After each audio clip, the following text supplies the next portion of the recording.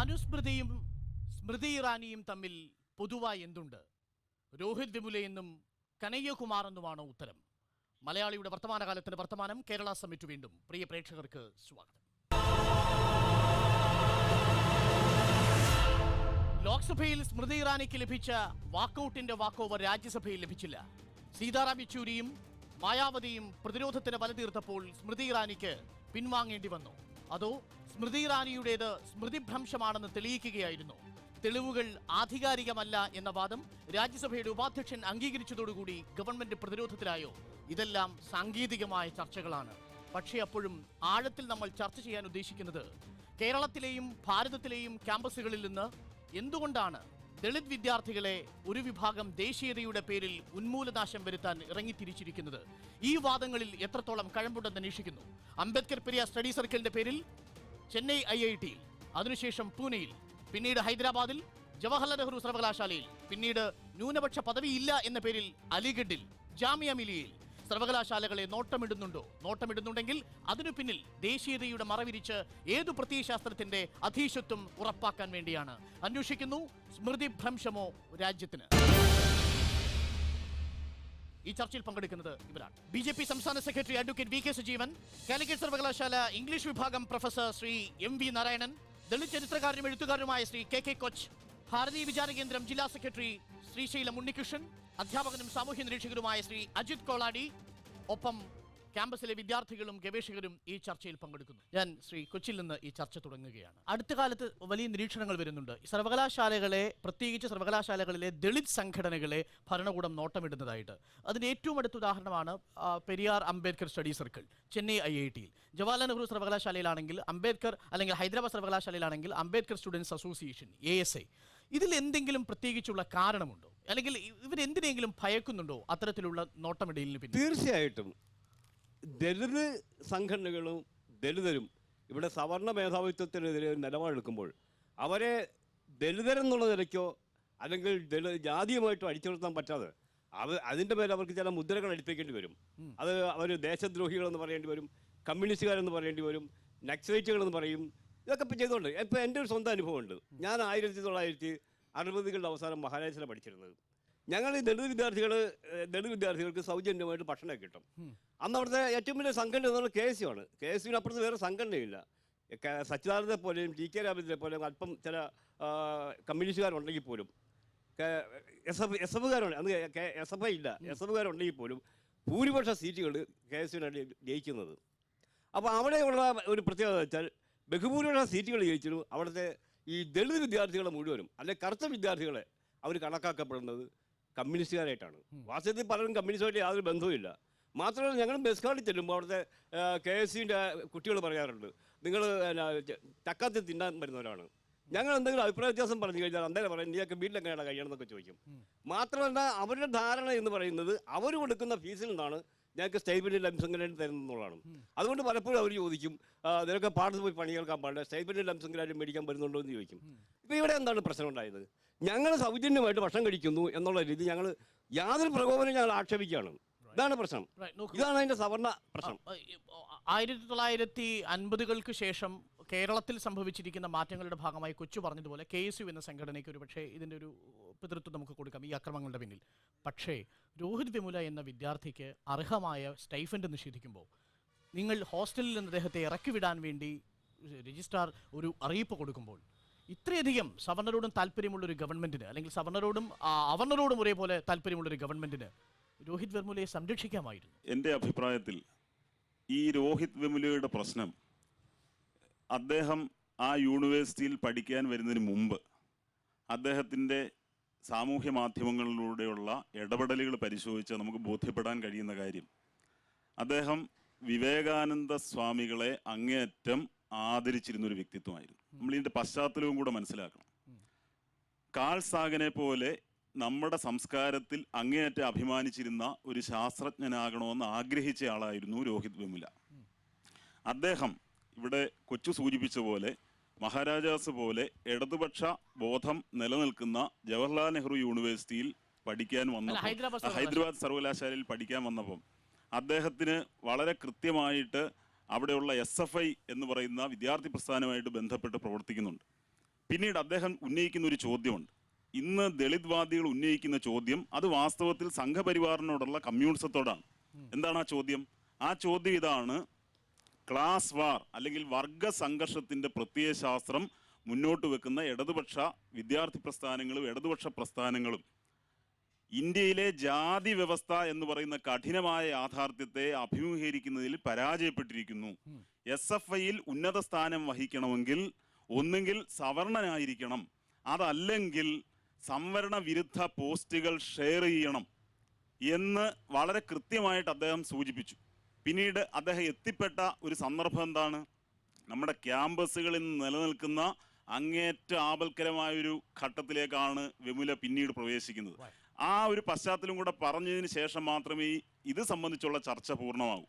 SFIയുടെ പ്രവർത്തനത്തിൽ നിന്ന് അദ്ദേഹം മാറുന്നു. സ്വാഭാവികമായിട്ടും അദ്ദേഹം പിന്നീട് ഹൈദരാബാദിൽ ഒവൈസിക്ക് വളരെ ശക്തമായ ആശയപരമായ ഒരു ധാരയുള്ള സ്ഥലമാണ്. ഒവൈസിയുടെ പ്രത്യയശാസ്ത്രമായിട്ട് അദ്ദേഹം ബന്ധപ്പെടുന്നു.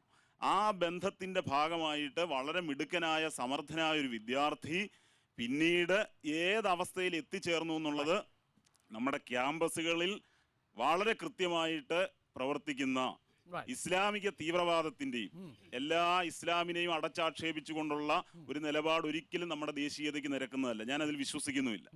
ഇസ്ലാമിക തീവ്രവാദം എന്ന ലേബലിൽ പ്രവർത്തിക്കുന്ന ദളിത് സൈദ്ധാന്തികരുടെയും കൂടെ പിന്തുണയോടുകൂടി പ്രവർത്തിക്കുന്ന കമ്മ്യൂണിസ്റ്റ് പ്രസ്ഥാനത്തിന്റെയും കൂടി അവിശുദ്ധമായ ബന്ധത്തിൽ പ്രവർത്തിക്കുന്ന ഒരു വിഭാഗം നമ്മുടെ വിദ്യാർത്ഥികളെ എങ്ങനെ രാജ്യവിരുദ്ധരാക്കി തീർക്കുന്നു. കൊച്ചി ഇവിടെ സൂചിപ്പിച്ചൊരു കാര്യമുണ്ട്. ജാതി വ്യവസ്ഥ നിലനിൽക്കുന്ന യാഥാർത്ഥ്യമാണ്. 1960 മഹാരാജാസിൽ ആ ജാതി വ്യവസ്ഥ നിലനിൽക്കുന്നുണ്ടെങ്കിൽ അതിൽ സംഘപരിവാറിന്റെ താല്പര്യങ്ങളല്ലല്ലോ. ഇന്ത്യയിൽ ജാതി വ്യവസ്ഥ ഒരു യാഥാർത്ഥ്യമാണ്. ചർച്ചയിൽ സംഘപരിവാറിനെ മാത്രം കുറ്റപ്പെടുത്താനല്ല നമ്മൾ ശ്രമിക്കുന്നത്. സ്വാഭാവികമായും ദളിതിന്റെ പ്രശ്നങ്ങളെ അഡ്രസ് ചെയ്യുന്നതിൽ ഇരുഭാഗവും പരാജയപ്പെട്ടു പോയി എന്നുള്ള ചർച്ച അതിലേക്ക് വരുന്നതിന് മുമ്പ് ശ്രീമിതാരാണ്, ഇത് യഥാർത്ഥത്തിലുള്ള ചർച്ച ദളിത് വേഴ്സസ് അതേഴ്സ് എന്നുള്ളതല്ല. പക്ഷേ സാമൂഹിക നീതി എന്നൊരു വലിയ പ്രശ്നത്തെ മുൻനിർത്തി ചർച്ച ചെയ്യുമ്പോൾ ക്യാമ്പസുകളിൽ, അങ്ങയുടെ കാലിക്കറ്റ് സർവകലാശാല ക്യാമ്പസിലടക്കം നോക്കൂ, കാൾസാഗിനെ പോലെ വിവേകാനന്ദനിൽ വിശ്വസിച്ചിരുന്ന രോഹിത് വെമുലയെ ഹൈദരാബാദ് സർവകലാശാലയിൽ നിന്ന് ആ സിദ്ധാന്തത്തിൽ നിന്ന് മാറ്റി ഒരു സിദ്ധാന്തത്തിന്റെ മസ്തിഷ്ക പ്രക്ഷാളനം നടത്തിയത് ഇടതുപക്ഷ വിശ്വാസികളാണെന്നും പിന്നീട് അതിൽ നിന്ന് അദ്ദേഹം മാറിപ്പോയി ചെന്നെത്തിയിരിക്കുന്നത് വളരെ ഡിവിസീവായ അപകടകരമായ മറ്റൊരു പ്രത്യയശാസ്ത്രത്തിലാണെന്നും. പക്ഷേ അപ്പോഴും കൃത്യമായി നമുക്ക് ഉത്തരം കിട്ടുന്നില്ല. പക്ഷേ എനിക്കറിയേണ്ടത് സർവകലാശാലകളിൽ ഇങ്ങനെയൊക്കെയാണോ യഥാർത്ഥത്തിൽ നടക്കുന്നത്? സർവകലാശാലകളിൽ, അത് ഇന്ത്യയിലുള്ള ഒരുവിധം എല്ലാ സർവകലാശാലകളിലും ദളിത് വിദ്യാർത്ഥികളോടുള്ള അസഹിഷ്ണുത ഒരർത്ഥത്തിൽ അതിൻ്റെ വ്യവസ്ഥയുടെ ഭാഗം തന്നെയായി നിൽക്കുന്നുണ്ട്. രോഹിത് വെമൂലയും അതിനു മുൻപ്, ഞാൻ ഹൈദരാബാദ് സർവകലാശാലയെ ബന്ധപ്പെടുന്ന ആളാണ്, ഞാൻ അവിടുത്തെ വിസിറ്റിംഗ് പ്രൊഫസറും കൂടിയാണ്. അവിടെ നിരന്തരമായി സംഭവിച്ചിട്ടുള്ള കാര്യം, ആ സർവകലാശാല ഒറ്റപ്പെട്ട ഒരു സംഗതിയല്ല എന്ന് മനസ്സിലാക്കേണ്ടി വരുന്നു.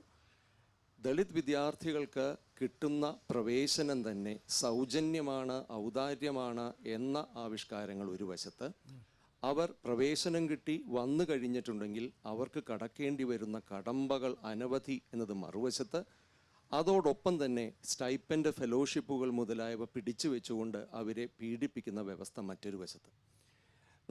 ഇതിൽ മനസ്സിലാക്കേണ്ടത്, ഇത് ഇടതുപക്ഷത്തുനിന്ന് ഇസ്ലാമിക സംഘത്തിലേക്ക് പോയി എന്നുള്ള ഒരു വളരെ വലതുപക്ഷ ലളിതവൽക്കരണം എന്ന് ഞാൻ പറയട്ടെ, അതിൽ വീണുപോയാൽ അബദ്ധമാവുകയുണ്ടാവുന്നത്.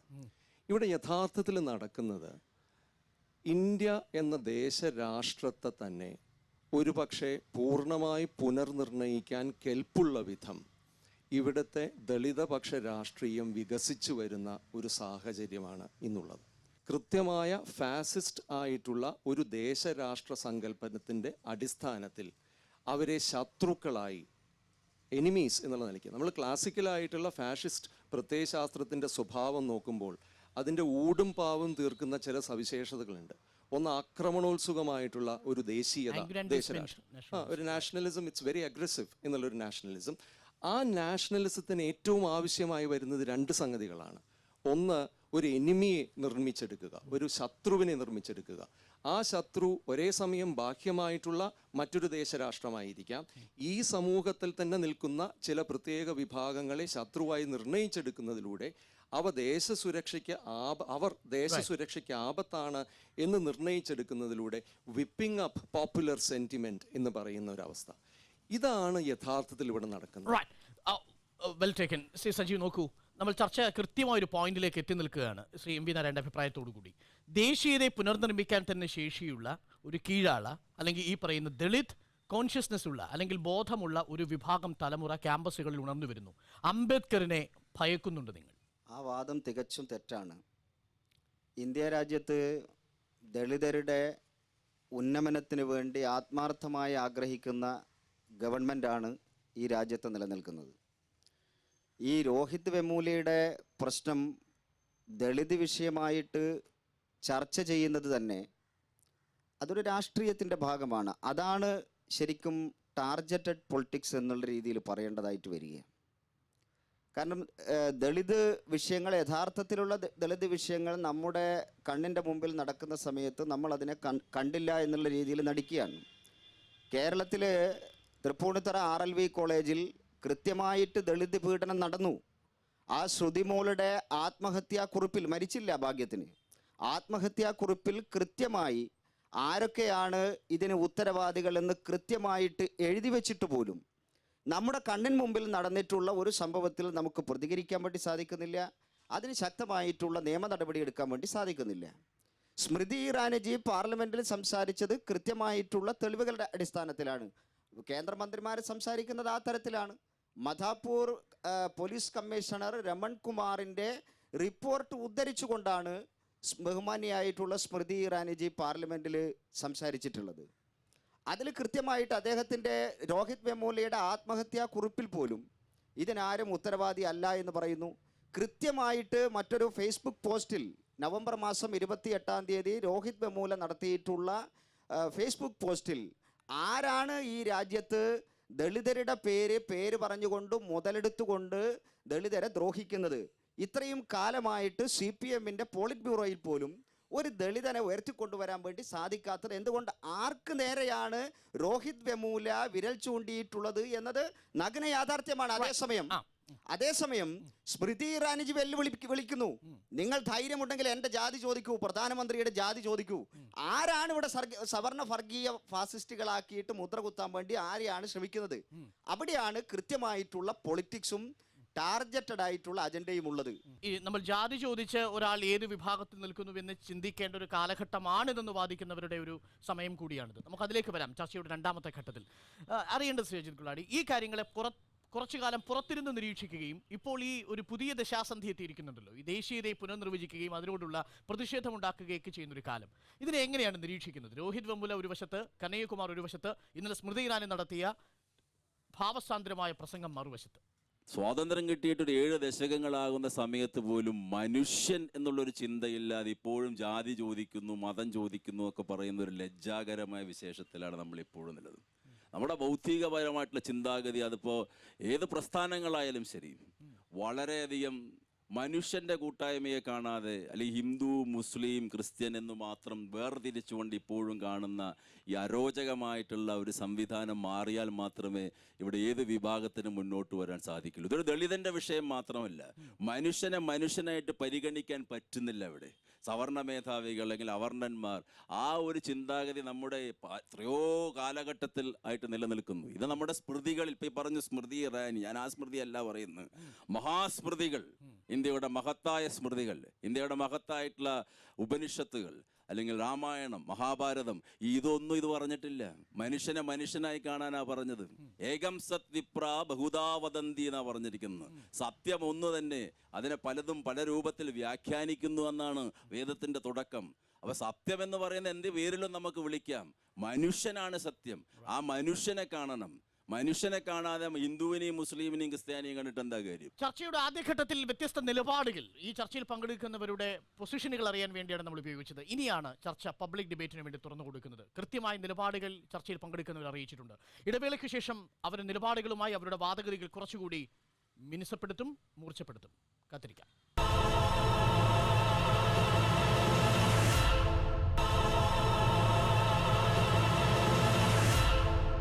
പൂർണ്ണ മേധാവിത്വം ക്യാമ്പസുകളിൽ ഉറപ്പാക്കാൻ ഭരണകൂടം ശ്രമിക്കുന്നുണ്ടോ എന്നതാണ് ചർച്ചയുടെ പ്രധാനപ്പെട്ട ചോദ്യവും ആദ്യത്തെ ചോദ്യവും. അത് ശ്രീ കെ കെ കൊച്ചിൽ നിന്ന് നോക്കൂ. ഈ ഏകം സദ് വിപ്ര ബഹുദാവദന്തിയിൽ നിന്ന് തുടങ്ങാം.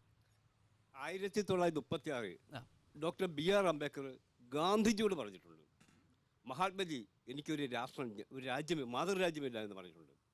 അതിനോട് സമാനമായൊരു വാക്കാണ് രോഹിത് വെമുലയുടെ ആത്മഹത്യാക്കുറിപ്പ് പറഞ്ഞിരിക്കുന്നത്. എൻ്റെ ജന്മമാണ് എൻ്റെ ശാപം എന്ന് പറഞ്ഞത്. വാസ്തവം പറഞ്ഞ അംബേദ്കറിൻ്റെ ഈ വാക്കും, അതായത് 1936 മഹാത്മാഗാന്ധിയോട് പറഞ്ഞ ഈ വാക്കും രോഹിത് വെമുലയുടെ ഈ വാക്കും വെച്ചുകൊണ്ടാണ് നമ്മൾ ഇന്ത്യയിലെ ദളിതരുടെ പ്രശ്നം പരിശോധിച്ച് നോക്കേണ്ടത്. അല്ല കേവല അർത്ഥത്തിൽ രാഷ്ട്രീയ പ്രശ്നമൊന്നും അല്ലത്. ഇതിപ്പോൾ എന്താണ്, ഇതൊരു പ്രത്യയശാസ്ത്ര യുദ്ധമാണ് ഇവിടെ നടക്കുന്നത്. രണ്ട് വിഭാഗം ജനങ്ങളോട് ഈ യുദ്ധം നടക്കുന്നുണ്ട്. ഒന്ന് ദളിതരും പിന്നോക്കക്കാരുമായിട്ടുള്ളത്. ഞാൻ പറയില്ല, ഇപ്പം ഇന്ത്യയിലെ ഹിന്ദു എന്ന് പറയുന്നത് ഇപ്പം ഭാരതീയ വിചാര കേന്ദ്രത്തിൻ്റെ ശ്രീ ഉണ്ണികൃഷ്ണൻ മാഷൊക്കെ പരിശോധിക്കുന്ന പ്രശ്നമാണ്. മതത്തെ രാഷ്ട്രീയവൽക്കരിക്കുകയല്ല വേണ്ടത്, മതത്തെ സാമൂഹ്യവൽക്കരിക്കേണ്ട ഒരു ഘട്ടമാണ് ഹിന്ദുക്കൾ അധികരിക്കുന്നത്. കാരണം ഹിന്ദുക്കളുടെ ഈ പുണ്യപുരാണ പുസ്തകങ്ങൾ, വിശുദ്ധ ഗ്രന്ഥങ്ങൾ മുഴുവനും ഹിംസയും വിവേചനവും എല്ലാം നിറഞ്ഞവരാണ്. അവരുടെ ദൈവങ്ങൾ മുഴുവൻ തന്നെ ഈ അസുരന്മാരെയും രാക്ഷസന്മാരെയും കൊന്നൊടുക്കിയവരാണ്. ഇത്തരൊരു വൈജ്ഞാനികമായ മതബോധത്തിൽ നിൽക്കുന്ന ഒരു വിഭാഗത്തിന് എങ്ങനെ സമത്വത്തെ പറ്റി ചിന്തിക്കാൻ കഴിയും? നമ്മൾ ഈ ചർച്ചയുടെ വളരെ കാതലായ ചോദ്യത്തിലേക്ക്, പിൻ പോയിന്റ് ചോദ്യത്തിലേക്ക് വരികയാണ്. മഹിഷാസുരനെ താങ്കൾ ആരാധിക്കുന്നുണ്ടോ? മഹിഷാസുരനെ ആരാധിക്കുന്നുണ്ടോ? ഇന്നലെ സ്മൃതി ഇറാനി പറഞ്ഞത് മഹിഷാസുരനെ ആരാധിച്ചു JNUവിലെ കുട്ടികളെന്നാണ്. കുറേ വിഭാഗം കുട്ടികൾ ദുർഗാദേവിയെ അല്ല ആരാധിക്കുന്നത്, മഹിഷാസുരനെയാണ് ആദരിക്കുന്നത്. യെച്ചൂരി അതിന് കൊടുത്ത മറുപടി, രാജ്യസഭയുടെ ഉപാധ്യക്ഷൻ PJ കുര്യൻ്റെ നാടായ കേരളത്തിൽ മഹാബലിയാണ് ഓണാഘോഷത്തിന് ആഘോഷിക്കപ്പെടുന്നത്. നമ്മളെല്ലാം രാജ്യദ്രോഹികളാവും ആ അർത്ഥത്തിൽ. ഇന്ത്യയിലെ പ്രത്യയശാസ്ത്ര യുദ്ധത്തിൽ പല ഘട്ടങ്ങളിലും നമുക്കിത് കാണാൻ പറ്റും. ഇപ്പം ഫൂലെ ബലി രാജ്യത്തെക്കുറിച്ച് ചിന്തിച്ചത്, പെരിയോർ രാവണ രാജ്യത്തെക്കുറിച്ച് ചിന്തിച്ചത്, രാമൻ കൊന്ന രാവണ രാജ്യത്തെക്കുറിച്ചാണ് ഫൂലെ ചിന്തിച്ചത്. ഇന്ത്യയിലെ മഹിഷാസുര കോസംബിയുടെ പുസ്തകങ്ങളെ കാണാൻ പറ്റും. ഇതേപോലുള്ള വിശ്വാസങ്ങളെ പോലെ ധാരാളം പേരുണ്ട്. അനേകം വിശ്വാസപരമായ വൈവിധ്യങ്ങളും നിലനിൽക്കുന്ന ഒരു രാജ്യത്തിൽ അതൊരു പ്രത്യേക, അത് ഈ വിശ്വാസങ്ങളെ കേവലം വ്യക്തിപരമൊന്നുമല്ല, സാമൂഹ്യമായിട്ടാണ് നിലനിൽക്കുന്നത്. ഇപ്പം മഹിഷാസുര ഡെക്കാണിലെ ചില ജനവിഭാഗങ്ങളാണ് മഹിഷാസുരനെ ആരാധിക്കുന്നത്. ആ ജനവിഭാഗങ്ങളുടെ വിശ്വാസത്തെ സാമൂഹ്യവൽക്കരിക്കാനായിട്ട് മതത്തിന് കഴിഞ്ഞിട്ടില്ല. ആ വിശ്വാസങ്ങളെ എല്ലാം നിലനിർത്തിക്കൊണ്ട്, അല്ലെങ്കിൽ അതിനൊക്കെ പരിഷ്കരിക്കാതെ ഹിന്ദു മതം എന്ന് പറയുന്നത് ഒരു ബ്രാഹ്മണിസ് അടിച്ചേൽപ്പിക്കുകയാണ്. ഹിന്ദു മതത്തിൽ ഏറ്റവും വലിയ പണ്ട് എന്ന് പറഞ്ഞാൽ ശങ്കരാചാര്യർ എന്താണ് പറഞ്ഞിരിക്കുന്നത്? ശങ്കരാചാര്യ അദ്വൈതം പറഞ്ഞ കൂട്ടത്തിൽ തന്നെ അപശൂദ്രാധികരണത്തെക്കുറിച്ചും വേദം കേൾക്കുന്ന ശൂദ്രന്റെ ചെവിയിൽ ഈ ഊരിക്കൊഴിക്കണമെന്ന് പറഞ്ഞിട്ടുണ്ട്. ഇത്തരം ഒരു പ്രത്യയശാസ്ത്രം നിലനിൽക്കുന്ന ഒരു സമൂഹത്തിൽ മതത്തെ രാഷ്ട്രീയവൽക്കരിക്കല്ല വേണ്ടത്, സാമൂഹ്യവൽക്കരിക്കാനാണ് വേണ്ടത്. ഉണ്ണികൃഷ്ണൻ നോക്കൂ, സാംസ്കാരികവൽക്കരിക്കണം. ഇവിടെ ഇദ്ദേഹം സൂചിപ്പിച്ചു, മഹിഷാസുര മർദ്ദിനിയുമായിട്ട് ബന്ധപ്പെട്ട ഒരു സങ്കല്പം സൂചിപ്പിച്ചു. നമ്മൾ ആലോചിക്കേണ്ട കാര്യം, ഈ ബ്രിട്ടീഷ് ചരിത്രകാരന്മാരും ഇടതുപക്ഷ ചരിത്രകാരന്മാരും ഇതുവരെയുള്ള ചരിത്രത്തെയും നമ്മുടെ സംസ്കാരത്തെയും തെറ്റായിട്ട് വ്യാഖ്യാനിച്ചതിന്റെ ഫലമായിട്ടാണ് ഇന്ന് ഈ ഒരു സംഭവം ഉണ്ടാകുന്നത്. ഞാനത് വായിക്കാം. JNUവിൽ ഈ ദുർഗാപൂജയുമായിട്ട് ബന്ധപ്പെട്ട സങ്കല്പത്തെ മുഴുവൻ അപഹസിച്ചുകൊണ്ട് കൊടുത്ത തലക്കെട്ട് വാചകം എന്തായിരുന്നെന്ന് നിഷ്പക്ഷതയോടെ സത്യസന്ധതയോടെ ഈ വിഷയത്തെ നോക്കിക്കാണുന്നവർ മനസ്സിലാക്കണം. അവർ കൊടുത്ത വാക്ക് അതേപടി, ഇത് ഒരു കൂട്ടിക്കലർത്തലുമല്ല, നേരിട്ട് പറയാം. Durga was a prostitute. ദുർഗാദേവി ഒരു വേശ്യയാണ്. Brought in to kill Mahishasura and 9 days of making love she killed him. നമ്മൾ ആലോചിക്കണം. സംശയം ചോദിക്കട്ടെ, ഒരു കുഞ്ഞു ചോദ്യം ഇടയ്ക്ക്, ഒരു കുഞ്ഞു ചോദ്യം. അതെ, ഇതേ കാര്യം രാജസ്ഥാനിലെ അഹൂജ എന്ന് പറയുന്ന MLA JNUവിലെ വിദ്യാർത്ഥികൾ കോണ്ടം ഉപയോഗിക്കുന്നവരാണ് എന്ന് പത്രത്തലക്കെട്ട് കൊടുക്കുന്നതിനേക്കാൾ അപകടകരമല്ലല്ലോ അത്? ഞാൻ ചോദിക്കുന്നത്, ഇവിടുത്തെ ഇതാരാണ് തുടങ്ങി വെച്ചത്? ഈ പ്രകോപനപരമായിട്ടുള്ള ഇത്തരത്തിലുള്ള ഒരു നിലപാട്, ഒരു ദേവതാ സങ്കല്പത്തെ മുഴുവൻ അപഹസിച്ചുകൊണ്ടുള്ള ഒരു നിലപാട്, ഇവിടെ ബഹുഭൂരിപക്ഷം വരുന്ന ഒരു സമൂഹം ആരാധിക്കുന്ന ഒരു ദേവതാ സങ്കല്പത്തെ, അതാ ഞാൻ പറഞ്ഞത്, പ്രകോപനങ്ങൾ ഉണ്ടാക്കുക. ഇതിന്റെ പിന്നിൽ വ്യക്തമായ ആസൂത്രിതമായ അജണ്ടയുണ്ട്. കാരണം നമുക്കറിയാം, സത്യം പറഞ്ഞാൽ ഇത് ഇലക്ഷന്റെ വോട്ടിങ്ങുമായിട്ട് പോലും ബന്ധപ്പെട്ട് നിൽക്കുകയാണ്. കേരളത്തിലെ 25% വരുന്ന മുസ്ലിം വിഭാഗത്തിന്റെ വോട്ട് തട്ടാൻ CPM. ബംഗാളിൽ ഇലക്ഷൻ വരാൻ പോവാണ്. അപ്പം വളരെ തന്ത്രപരമായിട്ട് മഹിഷാസുരന്റെ ബലിയിൽ പങ്കെടുത്തത് CPM-ന്റെ MLA അല്ല, പകരം BJP-യുടെ MLA ആണ്. ഉദിത് എന്നാണ് അദ്ദേഹത്തിന്റെ പേര്. ഡൽഹിയിലാണ് അദ്ദേഹത്തിന്റെ വീട്. ഞാൻ സൂചിപ്പിച്ചത് ദുർഗാദേവിയുടെ പൂജയുമായി ബന്ധപ്പെട്ട ആ പോസ്റ്ററിംഗ് നടന്നതും ഇതിന്റെ പിന്നിലുള്ള താല്പര്യം എന്താണ് നമ്മൾ ആലോചിക്കേണ്ടത്. ഒരു ചോദ്യ പേപ്പറിൽ ഒരു ചെറിയ പരാമർശം വന്നപ്പോൾ അധ്യാപകന്റെ കൈവെട്ടിയ സംഭവമാണ്. അതോടൊപ്പം തന്നെ ഈ രോഹിത് വെമുല ഇവിടെ സൂചിപ്പിച്ചല്ലോ, ദളിത് അദ്ദേഹം ദളിതനല്ലെന്നും അദ്ദേഹം OBC വിഭാഗത്തിൽപ്പെടുന്ന ആളാണ്. നമുക്ക് വെമുല ദളിതനല്ല എന്നൊരു വാദം കൃത്യമായും ഇന്നലെയും മെനഞ്ഞാന്നും ഒക്കെ മീഡിയകളിൽ വളരെയധികം ചർച്ചയ്ക്ക് വിധേയമായിക്കൊണ്ടിരിക്കുന്ന ഒന്നാണ്. വെമുല ദളിതനല്ലെങ്കിൽ ഈ ഗവേഷണ വിദ്യാർത്ഥിയാകുന്നവർ അദ്ദേഹം ഒട്ടേറെ ആനുകൂല്യങ്ങൾ പഠിച്ച ഇവിടെ വിദ്യാർത്ഥിയായത് അതെന്തുകൊണ്ട് പരിശോധിച്ചില്ല? 1ാം ക്ലാസ് തൊട്ട് ഇവിടെയാണ് സാന്നിധ്യം വേണ്ടത്. നോക്കൂ, വെമുലയ്ക്ക് സ്മൃതി ഇറാനി തന്നെ പറഞ്ഞു 54,000 രൂപ കുടിശ്ശിക നവംബറിൽ കൊടുത്തത് ഈ സർക്കാരാണ്. അദ്ദേഹത്തിന്റെ എല്ലാ ദളിത് ആനുകൂല്യങ്ങളും. ദളിതനല്ലേ? ദളിതന്റെ സർട്ടിഫിക്കറ്റ് നമ്മളല്ലല്ലോ കൊടുക്കേണ്ടത്. അദ്ദേഹം ദളിതനല്ല എന്ന് ഈ ലോകത്തോട് വിളിച്ചു പറഞ്ഞത് രോഹിത് വെമുലയുടെ അച്ഛനാണ്. അദ്ദേഹം രഹസ്യമായിട്ട് പറഞ്ഞതല്ല. ഹൈദരാബാദിൽ പത്രക്കാരെ വിളിച്ചിട്ട് കൃത്യമായിട്ട് ഞാനും എൻ്റെ ഭാര്യയും വാദ്ര എന്ന് പറയുന്ന വിഭാഗത്തിൽപ്പെട്ട ആളാണ്, പിന്നെ ഞങ്ങളുടെ മകൻ എങ്ങനെയാണ് ദളിതനാവുന്നത് എന്ന് ഈ ലോകത്തോട് വിളിച്ചു ചോദിച്ചത് രോഹിത് വെമുലയുടെ അച്ഛനാണ്. അതിനപ്പുറത്തുള്ള തെളിവൊന്നും നമുക്ക് നൽകാനില്ല. എന്താ ഈ പറയുന്നത്? ദളിതനാണോ അല്ലയോ എന്നൊക്കെ ഇതുവരെ മനസ്സിലാക്കാതെ മരിച്ചു കഴിഞ്ഞപ്പോഴാണ് ചിന്തിക്കുന്നത് ദളിതനല്ല എന്ന്. ഇനി വേറെ കാര്യമുണ്ട്, ഈ ചരിത്രത്തിൽ ആരാണ് മനസ്സിലാക്കേണ്ടത്?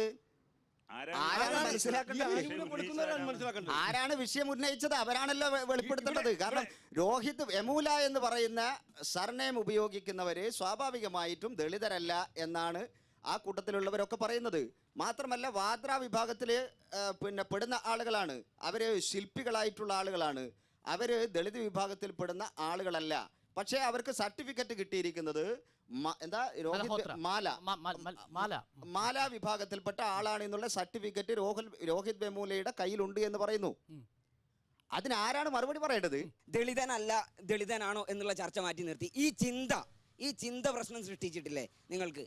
ഈ എന്താ വെച്ചാൽ നേരത്തെ അദ്ദേഹം ഉന്നയിക്കുകയുണ്ടായി, ഇസ്ലാമിസ്റ്റുകളുമായിട്ട് ചേർന്നു. SFIയുമായിട്ട് ചേർന്നപ്പോൾ ABക്ക് പ്രശ്നമില്ലായിരുന്നു, ഇസ്ലാമിസ്റ്റുകളുമായി ചേർന്നു എന്ന് പറയുന്നു. ഇസ്ലാമിസ്റ്റുകളുമായി ചേർന്നിട്ട് രോഹിത് വെമുല എന്ത് രാജ്യവിരുദ്ധ മുദ്രാവാക്യമാണ് ഉയർത്തിയത്? മുസഫർ നഗർ ബാക്കി ഹേ എന്നുള്ള ഡോക്യുമെന്ററി പ്രദർശിപ്പിച്ചതോ? മുസഫർ നഗറിൽ സംഘ് പരിവാറിന്റെയും BJPയുടെയും നേതൃത്വത്തിൽ നടന്ന കൃത്യമായ മുസ്ലിം വംശഹത്യയെക്കുറിച്ച് സംസാരിച്ചതോ? ഇവിടുത്തെ പബ്ലിക് കോൺഷ്യൻസിനെ അല്ലെങ്കിൽ ഇവിടുത്തെ പൊതുമനസ്സാക്ഷിയെ തൃപ്തിപ്പെടുത്താൻ വേണ്ടി യാക്കൂബ് മേമനെ തൂക്കിലേറ്റിയപ്പോൾ അതിനെതിരെ ശബ്ദിച്ചതോ? ഇവിടുത്തെ രാജ്യത്തെ ഗവൺമെന്റ് ചെയ്യുന്ന എല്ലാത്തിനെയും ന്യായീകരിക്കുകയും അത് ന്യായീകരിക്കുകയാണ് രാജ്യസ്നേഹം എന്ന് വിശ്വസിക്കുകയും ചെയ്യുന്നതിലപ്പുറം ഇവിടുത്തെ ഗവൺമെന്റുകൾ ചെയ്യുന്ന അല്ലെങ്കിൽ ഇവിടുത്തെ അധികാരി വർഗം ഇവിടുത്തെ താഴ്ന്ന ജാതിക്കാരോട് ചെയ്യുന്ന അനീതികൾക്കെതിരെ ശബ്ദിക്കുമ്പോൾ അതിനെ രാജ്യവിരുദ്ധരായി മുദ്ര കൊടുക്കുക. അതല്ലേ നമ്മൾ അഫ്സൽ ഗുരുവിന്റെ കാര്യത്തിൽ അവസാനം കണ്ടെത്തി. ചിദംബരം നാണം കെട്ട ഉത്തരവാ പറഞ്ഞത്. അദ്ദേഹം ആഭ്യന്തരമന്ത്രിയായിരുന്നു. നമ്മൾ മനസ്സിലാക്കേണ്ട കാര്യം, നരേന്ദ്രമോദി വന്ന് അജ്മൽ കസബിനെ മേമനെ ഒക്കെ തൂക്കിലേറ്റിയല്ലോ. കൃത്യമായ വിചാരണ നടന്ന് സുപ്രീം കോടതി, ഇന്ത്യയിലെ പരമോന്നത ന്യായപീഠം, ഞാൻ ചോദിക്കട്ടെ, രോഹിത് വെമുല എന്ത് ചെയ്തു എന്നുള്ളൊരു ചോദ്യം ചോദിച്ചല്ലോ. ഒരു മേമൻ അല്ലെങ്കിൽ 1000 മേമന്മാർ ഉയരും എന്ന് പറഞ്ഞ രോഹിത് വെമുല അല്ലേ? വേറൊരു കാര്യം, ഈ അഫ്സൽ ഗുരുവിന്റെ വിഷയത്തിലും ഒക്കെ നമുക്കറിയാം, രാജ്യത്തിന്റെ സംവിധാനങ്ങളെ മുഴുവൻ തകിടം മറിക്കാൻ പാർലമെന്റ് ആക്രമണം എന്ന് പറയുന്ന പൊതുബോധത്തെ തൃപ്തിപ്പെടുത്താൻ ഇത്തരം ചില വാക്കുകൾ ഉപയോഗിച്ച് നമ്മളെ യാഥാർത്ഥ്യത്തെ മൂടിവെക്കാൻ ശ്രമിക്കരുത്. BJP ഗവൺമെന്റ് അല്ല, ഞാൻ അതാ പറഞ്ഞത്, പൊതുമനസ്സാക്ഷിയെ തൃപ്തിപ്പെടുത്താൻ കോടതി ഇടപെടുന്നു. അങ്ങനെയാണെങ്കിൽ ആരാണ് ഇവിടുത്തെ ജനത്തെ കബളിപ്പിക്കുന്നത് എന്നാണ് ഞാൻ ചോദിച്ചത്. ഈ വധശിക്ഷയ്ക്ക് വിധേയരായവരുടെ മൊത്തം കണക്കെടുത്ത് നോക്കിയാൽ ഈ പൊതു മനസ്സിനെ ഇതാക്കാനോ അല്ലെങ്കിൽ ഇസ്ലാമിക വിഭാഗങ്ങളെ പ്രത്യേകമായി ടാർഗറ്റ് ചെയ്തോ എടുത്തു എന്ന് പറയുന്നത് തന്നെ നമ്മുടെ രാജ്യത്തിന്റെ മൊത്തത്തിലുള്ള സംവിധാനത്തെ അപഹസിക്കുകയാണ്. ശ്രീശൈലം സംബന്ധിച്ചു ആ പോയിന്റ് വളരെ നമുക്ക് ചർച്ച ചെയ്യപ്പെടേണ്ട പോയിന്റാണ്. ഇതുവരെ വധശിക്ഷയ്ക്ക് വിധേയമാക്കിയിരിക്കുന്നവരുടെ മുഴുവൻ സാമൂഹിക പശ്ചാത്തലം എടുത്തു നോക്കിയാൽ അവരെന്തുകൊണ്ടാണ് ഒരു പ്രത്യേക വിഭാഗത്തിൽപ്പെട്ടവരായി പോകുന്നത്? ആണോ? ആലോചിച്ചു നോക്ക്. കൈയടിച്ചാൽ സത്യത്തെ മറച്ചു വെക്കാൻ പറ്റില്ല. ഇന്ത്യയിൽ ഞാൻ വെല്ലുവിളിക്കുകയാണ്, ഇന്ത്യയിൽ സുപ്രീം കോടതിയുടെ ഭാഗത്ത് നിന്ന് പ്രസിഡന്റ് ദയാഹർജി അടക്കം വന്നിട്ടുള്ള മുഴുവൻ ലിസ്റ്റ് എടുത്തു നോക്ക്. ഇത് വളരെ ബോധപൂർവം ഇവിടെയുള്ള സത്യം പറഞ്ഞ ഈ നാടിനെ സ്നേഹിച്ച് ഇന്നലെ വരെ കഴിഞ്ഞു പോയ ഭൂരിപക്ഷം വരുന്ന ഒരു സമൂഹത്തെ, ഇസ്ലാമിക സമൂഹത്തെ തന്നെ തെറ്റിദ്ധരിപ്പിച്ച് രാജ്യവിരുദ്ധമായ പ്രവർത്തനം നടത്താൻ വേണ്ടി ഒരു അരങ്ങൊരുക്കുക എന്നുള്ള ഭാഗം തന്നെയാണ് അങ്ങയുടെ അഭിപ്രായം കഴിഞ്ഞിട്ട് ഇടവേളയ്ക്ക് പോകും. ദേശീയത എന്നത് അനാദിയും അനന്തവുമായ ഒരു സങ്കല്പമൊന്നുമല്ല. ദേശരാഷ്ട്രങ്ങൾ പല വിധത്തിലുണ്ടായിട്ടുണ്ട്. അത് ഓരോ പ്രത്യയശാസ്ത്രം അനുസരിച്ച് വിവിധ തരത്തിലുള്ള ദേശരാഷ്ട്രങ്ങളും ദേശീയതകളും ഇവിടെ നിലനിൽക്കുകയും ചെയ്യുന്നുണ്ട്.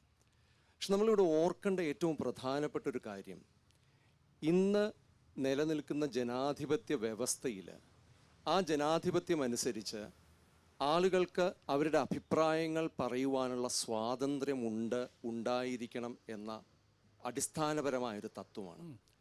ആ തത്വം ചില പ്രത്യേക പരിധികൾക്കകത്തുള്ള അഭിപ്രായങ്ങൾ മാത്രമല്ല, ഈ രാഷ്ട്രത്തിനകത്ത് നിൽക്കുമ്പോൾ തന്നെ ഈ രാഷ്ട്രത്തോട് എനിക്ക് യോജിപ്പില്ല എന്നും എൻ്റെ രാഷ്ട്രസങ്കല്പം മറ്റൊന്നാണ് എന്ന് പറയുവാനുമുള്ള അവകാശം എനിക്കുള്ളത് ഈ ജനാധിപത്യ വ്യവസ്ഥയ്ക്ക് അകത്തുള്ളത് തന്നെയാണ്.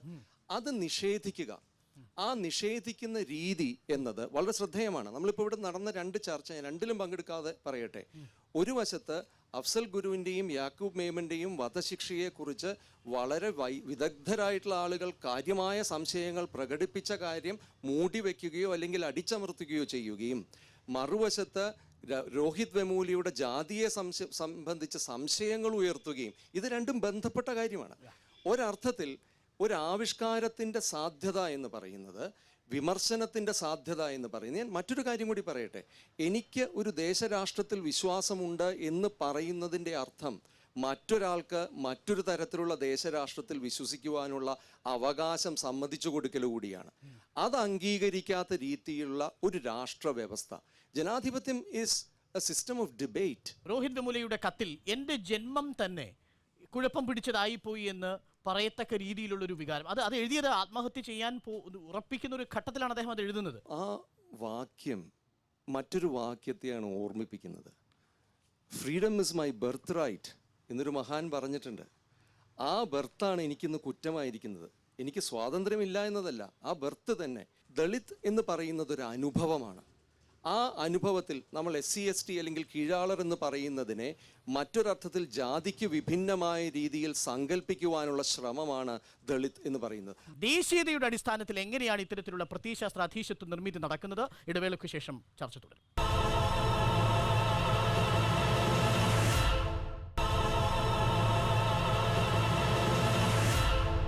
രാജ്യത്തിന് സ്മൃതിഭ്രംശമാണോ എന്നാണ് കേരള സമിറ്റ് അന്വേഷിക്കുന്നത്. ഓർമ്മകൾക്ക് സംഭവിച്ചു പോകുന്ന ഒരു ചെറിയ അംനീഷ്യ, അതാണോ യഥാർത്ഥത്തിൽ രോഹിത് വെമുലയുടെ കാര്യത്തിൽ സംഭവിച്ചത്, അതല്ലെങ്കിൽ കനയ്യകുമാറിന്റെ കാര്യത്തിൽ സംഭവിച്ചതെന്ന് അന്വേഷിക്കുന്നു. KK കോച്ച്, ഈ പറഞ്ഞത് രോഹിത് വെമുലയുടെ ജാതിയെപ്പറ്റി അന്വേഷിക്കുമ്പോൾ ആന്ധ്രാപ്രദേശിലെ ദളിതരുടെ പ്രശ്നം മനസ്സിലാക്കണം. അവിടുത്തെ രണ്ട് പ്രബല വിഭാഗങ്ങൾ മാഡിയ മാര്യ വിഭാഗങ്ങളാണ്. അവർക്ക് ഇവിടുത്തെ പോലെ വളരെ സുശക്തമായ സംഘടനകളുണ്ട്. ജാതി സമുദായ സംഘടനകളുള്ള ഒരു സമൂഹമാണ് ആന്ധ്രയിലെ മാരകളും മടിയകളും. അവർ തമ്മിൽ ഭയങ്കര സമരം നടത്തിയിട്ടുണ്ട്. അത് വേറെ പ്രശ്നം. ഇതൊന്ന്. രണ്ടാമത് ഈ അറസ്റ്റിൻ്റെയും ജയിലിൻ്റെ ഒക്കെ പ്രശ്നം വരുമ്പം അമേരിക്കൻ ജയിലുകളിലെ 70-80% ആൾക്കാരും നീഗ്രോകളാണ്. അത് നിസ്സാരമായ കാര്യങ്ങൾക്ക് വേണ്ടി വർഷങ്ങളോളമായിട്ട് അവർ ജയിലിട്ടിരിക്കുകയാണ്. ഇന്ത്യൻ ജയിലുകളിലെ 70-80% തടവുകാരും ഇവിടുത്തെ ദലിതരും മുസ്ലിങ്ങളും സ്ത്രീകളുമാണ്. അവരനുഭവിക്കുന്ന പീഡനങ്ങൾ, ജാതീയമായ പീഡനങ്ങൾ, മേരി ടൈലർ ഇന്ത്യൻ തടവറയിൽ 5 വർഷങ്ങളും പുസ്തകത്തിലുണ്ട്. വേണു തന്നെ പറഞ്ഞിട്ടുണ്ട്. നക്സലൈറ്റ് ആയിട്ട് ചെല്ലുമ്പോൾ കണ്ണൂർ ജയിലിൽ ദളിതുകൾ അനുഭവിക്കുന്ന പീഡനങ്ങൾ വേണു പറഞ്ഞിട്ടുണ്ട്. മാത്രമേ നമ്മൾ വേറെ പ്രശ്നം നമ്മൾ പരിശോധിച്ച് നോക്കണം.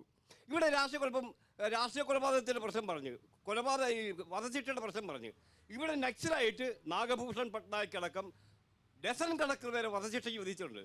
പക്ഷേ 2 പേരെയാണ് ഇവിടെ വധശിക്ഷയ്ക്ക് വിധിച്ചുള്ളത്. ഒരു കിസ്തകോവിഡ് ഭൂപയ്യയും ആന്ധ്രയിലെ 2 ദളിതരായ കർഷക തൊഴിലാളികളായിട്ടുള്ള 2 രാഷ്ട്രീയ തടവുകാർ മാത്രമേ വധശിക്ഷയ്ക്ക് വിധിച്ചുള്ളൂ. അടിയന്തരാവസ്ഥക്കാർ ചേർന്ന് ഈ വധശിക്ഷയ്ക്ക് ലോകം എമ്പാടുമുള്ള സംഘടനകളും മനുഷ്യാവകാശ സംഘടനകളും ആംനസ്റ്റി ഇന്റർനാഷണൽ പോലുള്ള സംഘടനകൾ ആവശ്യപ്പെട്ടും ഇന്ത്യൻ ഭരണകൂടം മനഃപൂർവ്വം കൊണ്ടുപോയത്. ഇപ്പോൾ യാക്കൂബിൻ്റെ അഫ്സൽ ഗുരുവിൻ്റെ എന്ന് നോക്കുക, അത് നീതിരഹിതമായ നിയമത്തെ എങ്ങനെ വ്യാഖ്യാനിക്കാം? ഇവിടുത്തെ ദളിതരെ കൊന്ന ഒറ്റ കേസ് പോലും സവർണ ശിക്ഷിക്കപ്പെടില്ല. ഈ ഒരു ഘട്ടത്തിൽ യാക്കൂബ് മേമൻ്റെയും അഫ്സൽ ഗുരുവിനെതിരായിട്ട് ഒരു ജുഡീഷ്യൽ വിവേചനം നടത്തിയിട്ടെന്ന് ഇവിടെ വിശ്വസിക്കാനുള്ള അവകാശം എല്ലാവർക്കും ഉണ്ട് അത് അവർ അംഗീകരിക്കുന്നു. അല്ല, അപ്പോൾ ഒരു സംശയം, ഈ അഫ്സൽ ഗുരുവിന്റെ ഭാഗത്തു നിന്നും യാക്കൂബ് മേമന്റെ ഭാഗത്തു നിന്നും ഉള്ള ഭീകരപ്രവർത്തനത്തിന്റെ ഭാഗമായി കൊല്ലപ്പെട്ടവർക്ക് ഒരു മനുഷ്യാവകാശവും ഇല്ലേ? ഇന്ത്യൻ സൈനികർ എത്ര പേര് തുല്യ നിലയിലാണ് നോക്കിക്കാണുന്നതെങ്കിൽ ഒരൊറ്റ അനുസ്മരണം ഏതെങ്കിലും വിഷയത്തിൽ 75 BSF സൈനികർ കൊല്ലപ്പെട്ട വിഷയത്തിൽ ഈ ക്യാമ്പസിൽ എന്തെങ്കിലും നടന്നോ? കൊച്ചു നോക്കൂ, ഇതേ ചോദ്യം തന്നെ, ഇത് കൊച്ചിന് മറുപടി പറയേണ്ടി വരാം. ഹനുമന്തപ്പയുടെ ഏക മകളെ ഞാൻ പട്ടാളത്തിൽ ചേർക്കുമെന്ന് അമ്മ പറയുന്നത് പത്രത്തിന്റെ ഫ്രണ്ട് പേജിൽ അടിച്ചു വരുന്ന അതേ ദിവസം തന്നെയാണ് രോഹിത് വെമുലയുടെ അമ്മ ഇന്ത്യ ഗേറ്റിന് സമീപത്ത് കരഞ്ഞുകൊണ്ടിരിക്കുന്നതും. നിങ്ങൾ എന്തുകൊണ്ടാണ് ഹനുമന്തപ്പ അല്ലെങ്കിൽ ഈ പറയുന്ന BSF ജവാൻ, ദന്തേവാഡയിൽ കൊല്ലപ്പെട്ട 75 CRPF ജവാന്മാർ, ഇവർക്ക് വേണ്ടിയിട്ട് എന്തുകൊണ്ട് ഈ ബുദ്ധിജീവികൾ, ഇടതുപക്ഷ അല്ലെങ്കിൽ ദളിത് ബുദ്ധിജീവികൾ കണ്ണീരൊഴുക്കുന്നില്ല എന്നൊരു ചോദ്യമുണ്ട്. അതാണ് ശ്രീശൈലം ചോദിച്ചത്, എന്റെ ചോദ്യമല്ല. ഈ പോലീസിനും പട്ടാളത്തെയൊക്കെ ഇങ്ങനെയൊക്കെ നമ്മൾ ആദർശവൽക്കരിക്കുന്ന കാര്യമുണ്ടോ? വാസം പറയുന്നത് തൊഴിലല്ലേ അത്? അവർ യുദ്ധം ചെയ്യേണ്ട അവരുടെ കടമയല്ലേ? ഹിറ്റ്ലറുടെ സിദ്ധാന്തമാണത്. ഹിറ്റ്ലറാണ് സ്ട്രോം ട്രൂപ്പേഴ്സിന് പകരം ഈ സ്ട്രോം ട്രൂപ്പേഴ്സിന് ഉണ്ടാക്കി ഈ സിദ്ധാന്തം ഉണ്ടാക്കിയത്. സജീവിന് മറുപടി. അതായത് ഇതിൻ്റെ രത്നച്ചുരുക്കം ഇത്രയേ ഉള്ളൂ. നമ്മൾ പാർലമെൻറ്റ് ആക്രമിച്ച് ഈ രാജ്യത്തെ രാഷ്ട്രീയ നേതൃത്വത്തെ ഒന്നടങ്കം ഇല്ലാതാക്കിയ, തൊട്ടപ്പുറത്തിരിക്കുന്ന സുപ്രീം കോടതി സമുച്ചയടക്കം ഇല്ലാതാക്കി ഈ രാജ്യത്തെ അനിശ്ചിതത്വത്തിലാക്കാൻ വേണ്ടി നോക്കിയിട്ടുള്ള അഫ്സൽ ഗുരുവിനൊപ്പമാണോ നമ്മൾ ഉള്ളത്? അതോ നമ്മളെ സംരക്ഷിച്ചിട്ടുള്ള, അവിടെ തന്നെ അപായമണി മുഴക്കിയിട്ടുള്ള കമലേഷ് കുമാരി എന്ന് പറയുന്ന ഒരു ധീര വനിത 7 വെടിയുണ്ടകൾ ഏറ്റുവാങ്ങിയിട്ടാണ് മരിക്കേണ്ടി വന്നിട്ടുള്ളത്. അജ്മൽ കസബിനെ കീഴടക്കുന്നതിന് വേണ്ടിയിട്ട് തുക്കാറാം എന്ന് പറയുന്ന ജനറൽ ഏറ്റുവാങ്ങിയത് 30 വെടിയുണ്ടകളാണ് സ്വന്തം ശരീരത്തിൽ ഏറ്റുവാങ്ങി. ഇവരുടെയൊക്കെ ചോരയുടെ മണമുണ്ട് നമ്മുടെ സ്വാതന്ത്ര്യത്തിന്, അവരുടെ ജീവന്റെ ഗന്ധമുണ്ട് നമ്മുടെ സ്വാതന്ത്ര്യത്തിന്. എന്താ ഫണ്ടമെന്റൽ ഡ്യൂട്ടിയിൽ ഏറ്റവും പ്രധാനമായിട്ട് പറയുന്നത്? രാജ്യത്തിൻ്റെ പരമാധികാരവും ഐക്യവും അഖണ്ഡതയും കാത്തു സൂക്ഷിക്കാനുള്ള ചുമതല കൂടി ഇന്ത്യൻ സിറ്റിസൺസ് ഉണ്ട്, പൗരന്മാർക്കുണ്ട്. ഫണ്ടമെന്റൽ ഡ്യൂട്ടിയുടെ കാര്യം അങ്ങ് പറഞ്ഞ ആദ്യത്തെ ഫണ്ടമെന്റൽ ഡ്യൂട്ടി കഴിഞ്ഞ് വീണ്ടും ഒരു ഫണ്ടമെന്റൽ ഡ്യൂട്ടി ഉണ്ട്. നിങ്ങളുടെ തൊട്ടടുത്ത രാജ്യത്തെ നിങ്ങൾക്ക് സ്നേഹിക്കാനുള്ള അവകാശവുമുണ്ട്. Friendly relations with neighbouring states. പാകിസ്ഥാനെ സ്നേഹിക്കുമ്പോൾ അതെങ്ങനെയാണ് ഇന്ത്യ വിരുദ്ധമാവുന്നത്? എല്ലാവരും കള്ളപ്രചരണം നടത്തിയതുകൊണ്ട് കാര്യമില്ല. അടൽ ബിഹാരി വാജ്പേയിയുടെ ഗവൺമെന്റ് വരുന്ന സമയത്ത് നമ്മളോട് എന്താ പറഞ്ഞത്? പള്ളികളുടെ മുമ്പിൽ പച്ച ബസ് വരും, വാഗ അതിർത്തി കയറ്റിവിടും. വാഗയിലേക്ക് വണ്ടി വന്നു, അത് സൗഹൃദത്തിന്റെ വണ്ടിയായിരുന്നു പ്രിയപ്പെട്ടവരെ. ഇപ്പൊ ഇതാ പാകിസ്ഥാനുമായിട്ട് മാത്രമല്ല, ദക്ഷിണേഷ്യൻ രാജ്യങ്ങളുടെ സ്വാഭാവിക നേതൃസ്ഥാനത്തേക്ക് ഇന്ത്യ കടന്നു വരുന്നു. നവാസ് ഷെരീഫുമായിട്ട് ബന്ധം വെക്കുന്നു, സൗഹൃദ സന്ദർശനം നടത്തുന്നു. അതിനെ തകിടം മറിക്കാനാണ് ഇത്തരത്തിലുള്ള ഒരു ചർച്ച രാജ്യത്തിനകത്ത് നടക്കുന്നതെന്നാണ് ഭാരതീയ ജനതാ പാർട്ടി പറയുന്നത്. ഈ രാജ്യത്ത് നരേന്ദ്രമോദിയുടെ നേതൃത്വത്തിലുള്ള ഗവൺമെന്റ് സത്യപ്രതിജ്ഞ ചെയ്ത് അധികാരം ഏറ്റെടുക്കുന്ന സമയത്ത് പോലും നമ്മുടെ നെയ്ബേഴ്സ് ആയിട്ടുള്ള നെയ്ബേഴ്സ് ഫസ്റ്റ് എന്ന മുദ്രാവാക്യം ഉയർത്തിക്കൊണ്ട് എല്ലാ രാജ്യങ്ങളുടെയും നേതാക്കന്മാർ അവിടെ വന്നു. ആ നവാസ് ഷെരീഫുമായി പാകിസ്ഥാനുമായിട്ട് പ്രത്യേക സൗഹൃദം പുലർത്തുന്നു. നമ്മുടെ ഭീകരവാദികളെ നിയമത്തിന് മുമ്പിൽ കൊണ്ടുവരാനുള്ള എല്ലാവിധ സഹായവും പാകിസ്ഥാന്റെ ഭാഗത്തുണ്ടാകുന്നു. ആ സമയത്ത് ഇന്ത്യയും പാകിസ്ഥാനുമുള്ള സൗഹൃദം തകർക്കാനാണ് ഇത്തരത്തിലുള്ള ചർച്ച ഇന്ത്യയിൽ നടക്കുന്നതെന്നാണ് ഞാൻ പറയുന്നത്. അല്ല, അവിടെ എന്റെ സംശയം ഇതാണ്. സ്വാഭാവികമായും ഉമർ ഖാലിദ് പാകിസ്ഥാൻ സിന്ദാബാദ് എന്ന് വിളിക്കുമ്പോൾ സ്വാഭാവികമായും നരേന്ദ്രമോദി സന്തോഷിക്കുകയല്ലേ വേണ്ടത്? പാകിസ്ഥാനിലേക്ക് വിളിക്കാതെ പോയി എന്നുള്ള കാര്യമാണ് പറയുന്നത്. ആ അർത്ഥത്തിൽ അങ്ങ് പറഞ്ഞ കാര്യമാണ് പ്രൊമോട്ട് ചെയ്യുന്നതെങ്കിൽ ഞാൻ പാകിസ്ഥാൻ സിന്ദാബാദ് വിളിച്ചിട്ടില്ല.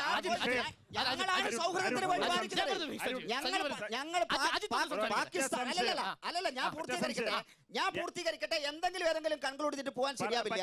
ഞങ്ങളല്ല ആത്യന്തികമായിട്ട് പാകിസ്ഥാനെ ശത്രുവായിട്ട് കരുതുന്നത്.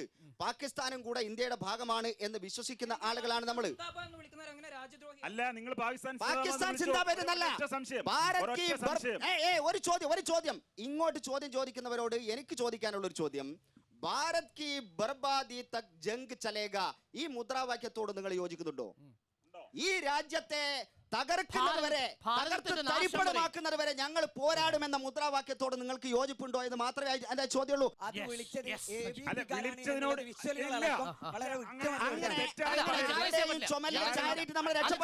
ആ മുദ്രാവാക്യത്തോട് യോജിപ്പുണ്ടോ എന്നാണ് എനിക്ക് എന്റെ ചോദ്യം. അതിനാണ് മറുപടി പറയുന്നത്.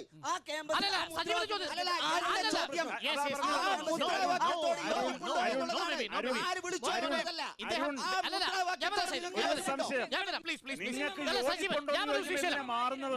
യോജിപ്പുണ്ടോ എന്ന് ചോദിച്ചത്. അവരെ മാത്രമല്ല ഭാരതത്തിന്റെ തകർച്ച കാണുന്നതുവരെ ഞങ്ങൾ പോരാടും എന്ന മുദ്രാവാക്യത്തെ നിങ്ങൾ അംഗീകരിക്കുന്നുണ്ടോ എന്നൊരു യെസ് ഓർ നോ ചോദ്യം മാത്രമാണ്. ആര് വിളിച്ചു എന്നുള്ളത് വി വിൽ ഡിബേറ്റ് ലേറ്റർ. ഉണ്ടോ ഇല്ലയോ? എനിക്ക് എളുപ്പ ഉത്തരം പറയാം. ഉണ്ടോ ഇല്ലയോ അതാണ് ചോദ്യം. അല്ല തിരിച്ച സാർ ഉത്തരം അല്ല നമ്മൾ അവരോട് ചോദിച്ചു. അല്ലല്ല ഐ വാണ്ട് an answer. ഞാൻ ചോദിക്കുന്നത് അത് വ്യാജ വീഡിയോ എന്ന് വളരെ വ്യക്തമായല്ലോ. ഞാൻ വളരെ കൃത്യമായ ചോദ്യം ചോദിക്കുന്നു, ആവർത്തിച്ചു ചോദിക്കുന്നു. ആ ഉയർന്ന മുദ്രാവാക്യം ഒമർ ഖാലിദിന്റെ മുദ്രാവാക്യത്തോട് നിങ്ങൾക്ക് യോജിപ്പുണ്ടോ ഇല്ലയോ? ഉമർ ഖാലിദ് വിളിച്ചിട്ടില്ല. അതാരോ ആയിക്കട്ടെ, ആ മുദ്രാവാക്യത്തോട് യോജിപ്പുണ്ടോ റിപ്പോർട്ട് ചെയ്ത എഡിറ്റർ അങ്ങനെ പല നാടകവും നടക്കുന്നുണ്ട്. ഫോറൻസിക് റിപ്പോർട്ടിനെയും അന്വേഷണ സുരക്ഷാ ഉദ്യോഗസ്ഥന്മാരുടെ റിപ്പോർട്ടിനെയും ഫാക്കൽറ്റി കൊടുത്ത റിപ്പോർട്ടിനെയുമാണ് നമ്മൾ വിശ്വസിക്കേണ്ടത്, അല്ലാതെ രാഷ്ട്രീയ നാടകങ്ങളെ മാത്രമല്ല. ഉമർ ഖാലിദ് ആരാണ്? അദ്ദേഹത്തിന്റെ പശ്ചാത്തലം എന്താണ്? ഈ നാടിനെ പൂർണ്ണമായി നശിപ്പിക്കും. അത് യോജിക്കുന്നുണ്ടോ ഇല്ലയോ എന്ന് ചോദിച്ചാൽ അടുത്ത ക്ഷണത്തിൽ ഉത്തരം പറയാൻ നമുക്ക് കഴിയണം. ഞാൻ ചോദിക്കട്ടെ, ഒറ്റ സംശയം.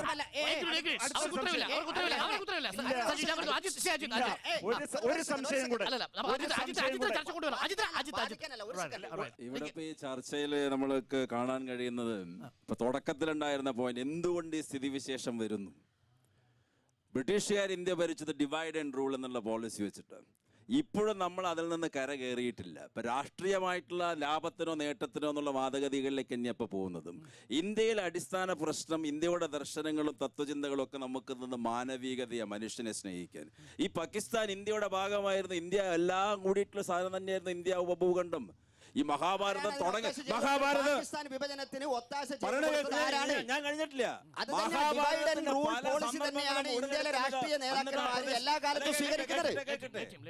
മഹാഭാരതത്തിന്റെ പല സംഭവങ്ങളും ചിത്രീകരിക്കപ്പെട്ടിട്ടുള്ള ആ പ്രദേശത്ത് നിന്നാണ്. ഇന്ത്യ പഠിപ്പിച്ചിട്ടുള്ള മനുഷ്യനെ സ്നേഹിക്കാൻ. ഇവിടെ ശത്രു എന്ന് പറയുന്നത് നമ്മൾ ഉണ്ടാക്കുകയാണ്. ഈ ഇന്ത്യക്കാരൻ സ്നേഹിക്കുന്നത് ലോക സമസ്ത സുഖിനോ ഭവന്തു എന്നാണ് നമ്മൾ പഠിപ്പിച്ചത്. ഈ ഭാരതം ലോകത്തോട് പഠിപ്പിച്ചു കൊടുത്തത് വസുദൈവ കുടുംബകം എന്നാ പഠിപ്പിച്ചു കൊടുത്തത്. മനുഷ്യനെ മനുഷ്യനായി കാണാൻ പറ്റണം. രാഷ്ട്രീയ നേട്ടത്തിന് വേണ്ടിയിട്ട് ഹിന്ദു മുസ്ലിം പാഴ്സി എന്ന് പറഞ്ഞിട്ട് ഇപ്പോഴും സംഘടനത്തിൽ അതിന്റെ തത്വചിന്താപരമായ ഭാഗമാണ്. എനിക്കറിയേണ്ട ഒരു കാര്യം കൂടിയുണ്ട്. JNUവിൽ നേരത്തെ ശ്രീശൈലം ഉന്നയിച്ച പ്രശ്നമാണ്. JNU പോലെയുള്ള സർവകലാശാലയിൽ അല്ലെങ്കിൽ ഹൈദരാബാദ് പോലെയുള്ള സർവകലാശാലയിൽ നിങ്ങൾ എന്തുകൊണ്ട് രാജ്യത്തിന് വേണ്ടി കൊല ചെയ്യപ്പെടുന്ന ദന്തേവാഡയിലടക്കം കൊല ചെയ്യപ്പെട്ട CRPF സ്റ്റേറ്റിന്റെ ഭാഗമായ ഉദ്യോഗസ്ഥരെ എന്തുകൊണ്ട് നിങ്ങൾ കാണാതെ പോകുന്നു? ആ വിഷയം വളരെ പ്രസക്തമാണ്. രാഷ്ട്രത്തിന്റെ കാവൽഭടന്മാരായിട്ട് നിൽക്കുന്ന സൈനികരെയും മറ്റുള്ള ജനവിഭാഗം ഒരേപോലെ ആദരിക്കേണ്ട കടമ ഭാരതീയരുണ്ട്. അത് ഞാൻ അംഗീകരിക്കുന്നു. രാഷ്ട്രത്തിന്റെ സൈനികന്മാർ ഇന്ത്യയുടെ കാവൽഭടൻ ശാരീരികമായിട്ട് കാവൽ നിൽക്കുന്നു. സൈന്യത്തെ ആദർശവൽക്കരിച്ചാൽ ഹിറ്റ്ലറുടെ ഗതിയായിരിക്കുമെന്ന്. ആദർശവൽക്കരിക്കലല്ല ഇത്, ഹിറ്റ്ലർ ചെയ്ത വേറൊരു സംഭവം. ഈ ഒരു ചോദ്യം ഉന്നയിക്കുന്നത് തന്നെയാണ് ഈ രാഷ്ട്രീയത്തിന്റെ പ്രധാന സ്വഭാവം. ആർ യു ലോയൽ? നിങ്ങൾ ഈ രാഷ്ട്രത്തിനോട് കൂറു പുലർത്തുന്നവനാണോ അല്ലയോ? ഈ യെസ് ഓർ നോ ചോദ്യമാണ് ഓരോ പൗരന്റെ നേരെയും ഫാസിസം ഉയർത്തുന്നത്. എന്നിട്ട് ആ വിധത്തിൽ ചിലർ ഉൾപ്പെടുന്നവർ, ചിലർ പുറത്താക്കപ്പെടുന്നവർ എന്ന കൃത്യമായൊരു ബൈനറി ഉണ്ടാക്കുകയാണ്. ഞാൻ ഗൗരവമായൊരു ചോദ്യം ചോദിക്കുക. ഇതേ ചോദ്യം മണിപ്പൂർ പോയി ചോദിച്ചാൽ എന്തായിരിക്കും ഉത്തരം കിട്ടുക? ഇതേ ചോദ്യം നാഗാലാൻഡിൽ ചോദിച്ചാൽ എന്തായിരിക്കും ഉത്തരം കിട്ടുക? ഈ ഇന്ത്യ മഹാരാജ്യത്തിൽ എത്ര ലക്ഷം, എത്ര കോടി ആളുകൾ ഇന്ത്യയുടെ ഭരണകൂടം ഒരു അടിച്ചമർത്തുന്ന ഭരണകൂടമാണ് എന്ന സ്വാനുഭവത്തിലൂടെ വിശ്വസിക്കുന്നവരുണ്ട്. അമിതാഭ് ഘോഷിൻ്റെ, നമ്മൾ ഇന്ത്യയെ വളരെ കേമമായിട്ട് പറയുമ്പോൾ അമിതാഭ് ഘോഷിൻ്റെ ഗ്ലാസ് പാലസ് എന്നൊരു പുസ്തകം വായിച്ചാൽ മതി. നാം ഇന്ത്യക്കാരെ എത്ര വെറുക്കുന്നു അയൽക്കാർ, ബർമ്മക്കാരോട് ചോദിച്ചാൽ മതി. ആ ഒരു രീതി വരും, കൃത്യമായിട്ട് വ്യക്തവും. ഒന്നുകൂടി പറഞ്ഞോട്ടെ, സൈനികരെ നാം പിന്തുണയ്ക്കുന്നുണ്ടോ ഇല്ലയോ എന്ന ചോദ്യം. എന്തുകൊണ്ട് അവർക്ക് വേണ്ടി ഇത് ചെയ്യുന്നില്ല, ബഹുമാനം കാണിക്കുന്നില്ല? ഒരു ചെറിയ കണക്ക് പറയാം. 20-ാം നൂറ്റാണ്ടിൽ ഏറ്റവും കൂടുതൽ ആളുകളുടെ മരണത്തിന് കാരണമായിരിക്കുന്നത് രോഗമല്ല, ദേശീയത എന്ന ഒരൊറ്റ പ്രത്യയശാസ്ത്രമാണ്. 2.5 കോടി മുതൽ 3 കോടി വരെ മനുഷ്യരാണ് ആഗോളതലത്തിൽ മരണമടഞ്ഞിട്ടുള്ളത്. 3 കോടി മനുഷ്യരുടെ ജീവൻ ആഹൂതി കൊടുക്കപ്പെട്ട ഒരു അൾത്താരയാണ് ദേശീയത എന്നുണ്ടെങ്കിൽ ആ ദേശീയതയെ ചോദ്യം ചെയ്യേണ്ടത് ഏതൊരു ബുദ്ധിയുള്ള മനുഷ്യന്റെയും ചുമതലയല്ലേ? ശ്രീശൈലം ദീർഘകാലത്തെ പ്രവർത്തന പദ്ധതികളുടെ ഭാഗമായിട്ട് നമ്മുടെ രാജ്യത്തോട് കൂറില്ലാത്ത ഒരു സമൂഹത്തെ ഇവിടെ സൃഷ്ടിച്ചെടുത്തിട്ടുണ്ട്. അത് വളരെ കൃത്യതയോടുകൂടിയാണ് പറയുന്നത്. എന്റെ മോനെ ഞാൻ കൃത്യം പറഞ്ഞല്ലോ.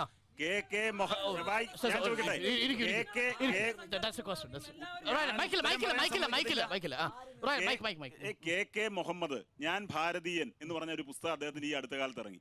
ആ പുസ്തകത്തിൽ അദ്ദേഹം മുന്നോട്ട് വെക്കുന്ന ഒരു ആശയമുണ്ട്. ഇതിന്റെ ഒക്കെ പിന്നിൽ ആരൊക്കെയാണ് പ്രവർത്തിക്കുന്ന, ആരുടെയൊക്കെ താല്പര്യമാണ്, അതൊന്ന് വായിച്ചു നോക്കിയാൽ നന്നായിരിക്കും. മറ്റൊരു കാര്യം, ദേശരാഷ്ട്ര സങ്കല്പത്തെയും ദേശീയതയും ഒക്കെ ഫാസിസവുമായിട്ട് നേരിട്ട് ബന്ധപ്പെടുത്തി ഇതൊക്കെ കാലഹരണപ്പെട്ടതാണ്, ഇതൊക്കെ ഒഴിവാക്കണം എന്ന് പറയുന്ന ആളുകൾ നമ്മുടെ ഈ ഗവൺമെന്റിന്റെ സംവിധാനങ്ങൾ ഉപയോഗിക്കുന്നു, നമ്മുടെ കറൻസി ഉപയോഗിക്കുന്നു, നമ്മുടെ ഇലക്ഷൻ ID കാർഡ് ഉപയോഗിക്കുന്നു.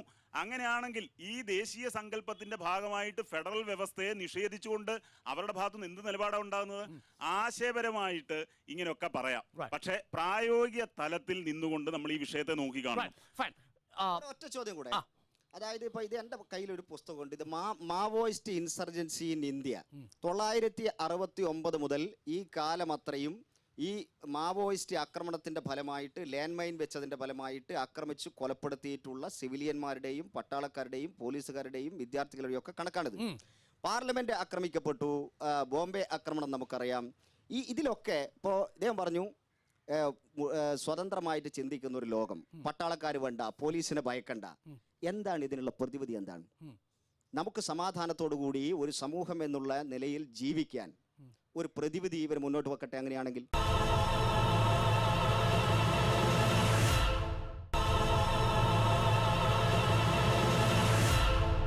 ഞാൻ ദുർഗാദേവിയുടെ ആരാധികയാണ് എന്ന് മാനവ വിഭവശേഷി വകുപ്പ് മന്ത്രി രാജ്യത്തോട് പാർലമെന്റിന്റെ സഭയിലിരുന്ന് വിളിച്ചു പറയുമ്പോൾ മഹിഷാസുരനെ മർദ്ദിക്കുന്നവൻ ആരാണ് എന്നൊരു ചോദ്യം കൂടി അപ്പുറത്തുണ്ട്. അല്ലെങ്കിൽ മഹിഷാസുരനെ പൂജിക്കുന്നവൻ ആരാണ് എന്നൊരു ചോദ്യം കൂടിയുണ്ട്.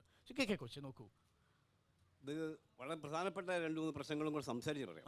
ഒന്ന്, ഈ പട്ടാളത്തെ വെള്ളം പൂശുന്നു വരും. പട്ടാളം നടത്തുന്ന ക്രൂരതകൾ എന്തുകൊണ്ട് കാണുന്നില്ല?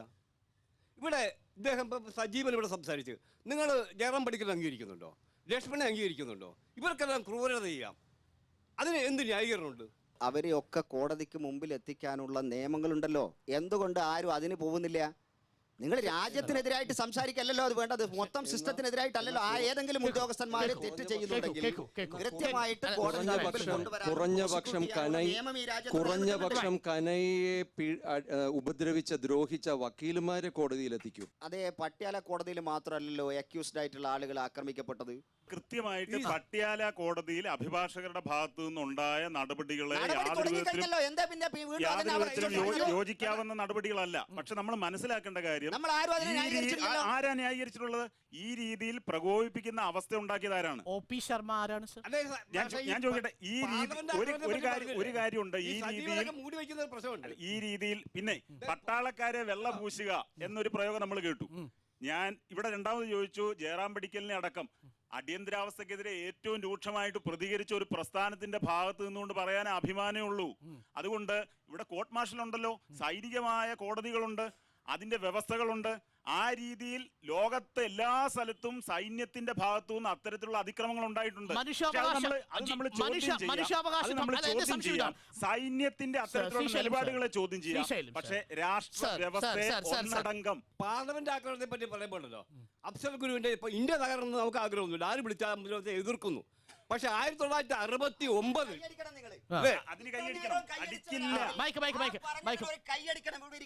അത് ഞാൻ അംഗീകരിക്കും. പക്ഷെ 1969 പാർലമെന്റിനെ ആദ്യം ആക്രമിച്ച് നഗ്ന സന്യാസം ഗോവധ നിരോധനം ആവശ്യപ്പെട്ടുകൊണ്ട് കുറെ നഗ്ന സന്യാസികൾ 1969 വിമർശനങ്ങളെ ഈ വിഷയത്തിൽ മാത്രമാണ്. വിമർശനങ്ങൾ സർവ്വത്ര സ്വീകരിക്കാൻ ഞങ്ങൾ തയ്യാറാണ്. ഇന്ത്യ ഒരു ജനാധിപത്യ സമൂഹമായിട്ട് പുനഃസംഘടിപ്പിക്കണം. നമ്മുടെ വാദം ശ്രദ്ധിക്കണം. ദേശസ്നേഹി രാജ്യദ്രോഹി ആരാണ് നിർവചിക്കപ്പെടുന്നത്? ദേശസ്നേഹികൾ എന്ന് വിളിക്കാനും ദേശദ്രോഹികളെ ദേശദ്രോഹികൾ എന്ന് വിളിക്കാനും യാതൊരു മടിയില്ല.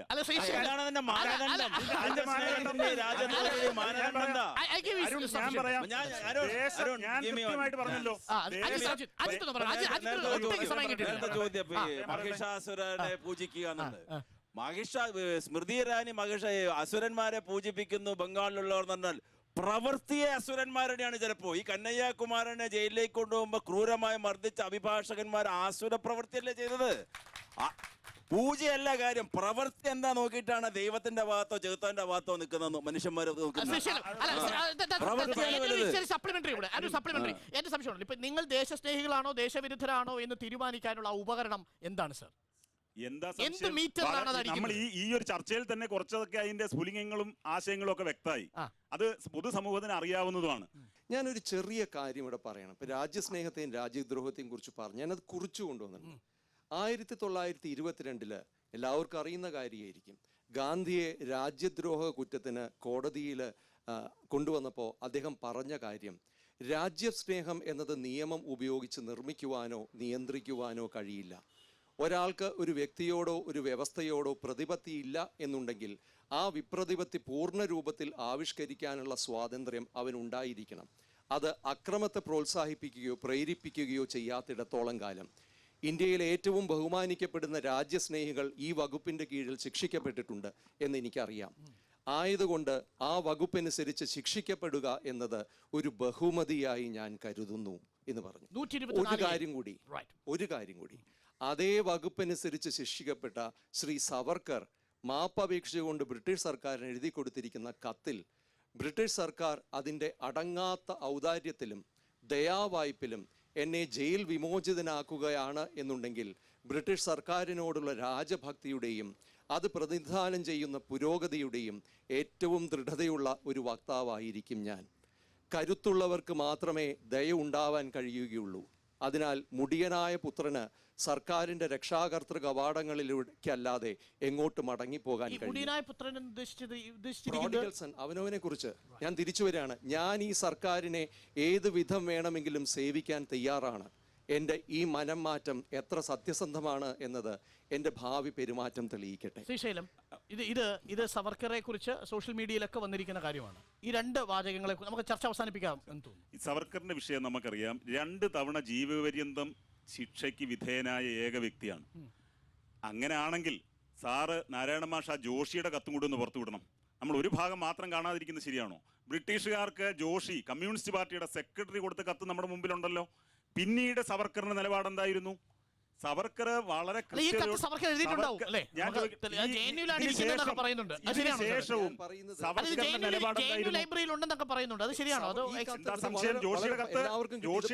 സോഷ്യൽ മീഡിയയിൽ വ്യക്തമാണ്.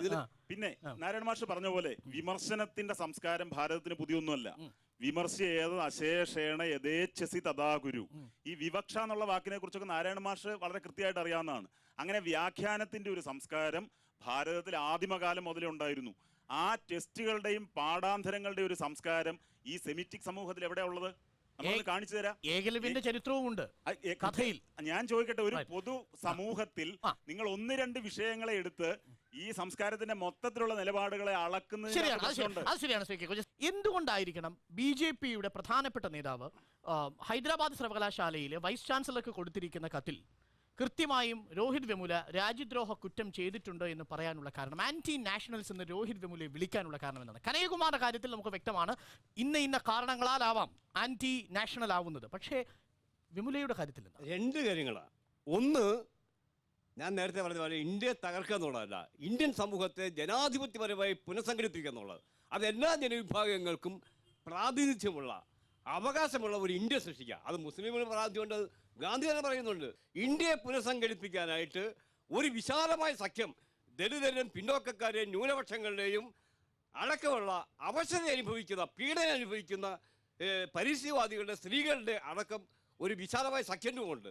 അതിന് ഹിന്ദുയിസത്തെയും ഗാന്ധിസത്തെയും മാർക്സിസം പുറന്തള്ളുന്ന ഒരു അംബേദ്കർസ് എന്ന് പറഞ്ഞ പ്രത്യക്ഷത ഉയർന്നു വന്നിട്ടുണ്ട്. ഈ അംബേദ്കറിസം ജയ് ഭീം എന്നുള്ളത് ഭയക്കുന്നു. അത് പൂർണ്ണമായിട്ടും ഹിന്ദുത്വ വിരുദ്ധമാണ്, അത് മാർക്സിസത്തിന് വിരുദ്ധമാണ്. ഈ ഒരു ഘട്ടത്തിൽ സ്വാഭാവികമായിട്ടും അതിന് മുന്നോട്ട് വയ്ക്കുന്നവര് ഒന്നിലെ ദേശവിരുദ്ധര്, കമ്മ്യൂണിസ്റ്റ് വിരുദ്ധര്, രാജ്യദ്രോഹികളെന്ന മുദ്ര അവരെ ആക്രമിക്കാൻ കഴിയുള്ളൂ. ഇത് തന്നെയാണ് അതിന്റെ പ്രശ്നം. പിന്നെ ഈ 3000 കോണ്ടത്തിന്റെ കഥ കൂടി ഈ രാജസ്ഥാനിലെ MLA പറയാനുള്ള കാരണം എന്താണ്? ഇതിന്റെ കൂടെ വനിതകളെ ലക്ഷ്യമിടുന്നുണ്ടോ? അവർ ആത്മവിശ്വാസമുള്ള JNUവിലെ വിദ്യാർത്ഥിനികളെ ഭയക്കുന്നുണ്ടോ? ഇതൊക്കെ അവരൊക്കെ പറയുന്നത് എന്തെല്ലാം കള്ളത്തരമുണ്ട്. ഒന്നാമത്തെ കാര്യം ഈ ഉണ്ണികൃഷ്ണ മാഷ് പറയുന്ന പോലെയല്ല, നമ്മുടെ പുരാണങ്ങൾ മുഴുവൻ കള്ളമാണ്. ഈ പറയുന്നവര് ഇതര സെമിറ്റിക് സമൂഹത്തിന്റെ ഗ്രന്ഥങ്ങളിൽ മറ്റ് സമൂഹങ്ങളെക്കുറിച്ച് അവരെങ്ങനെ കൈകാര്യം ചെയ്യണം എന്നതിനെ കുറിച്ചൊന്നും അധികം പഠനങ്ങളൊന്നും ഉണ്ടായിട്ടില്ല. അത് പറഞ്ഞാൽ അക്കാഡമിക് ആയ ഒരു ചർച്ചയിൽ സ്വാഭാവികമായി നമ്മൾ ഭയക്കുന്നത് ഭൂരിപക്ഷ ദേശീയതയാണ്, മൈനോറിറ്റി അല്ല എന്നുള്ളത് കൊണ്ട് ആവാം ഒരുപക്ഷെ. ദേശീയത എന്നുള്ള സങ്കല്പത്തിൽ നമുക്ക് കൃത്യമായിട്ട് നാനാത്വത്തിൽ ഏകത്വം എന്ന അടിസ്ഥാന സങ്കല്പമുണ്ട്. നമ്മുടെ രാഷ്ട്ര നിർമ്മാണത്തിന്റെ ഘടന അതാണ്. ദ്വിരാഷ്ട്രവാദം എന്ന് പറയുന്ന ജിന്നയുടെ സങ്കല്പം ഉണ്ടായ സമയത്ത് 17 തിരിക്കണമെന്ന് പറയുന്ന ആൾക്കാർ 17 ബലൂചിസ്ഥാൻ ഉൾപ്പെടെ 17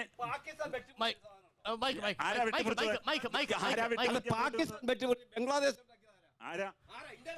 RSS BJP ഇന്ദിരാഗാന്ധി അതെ,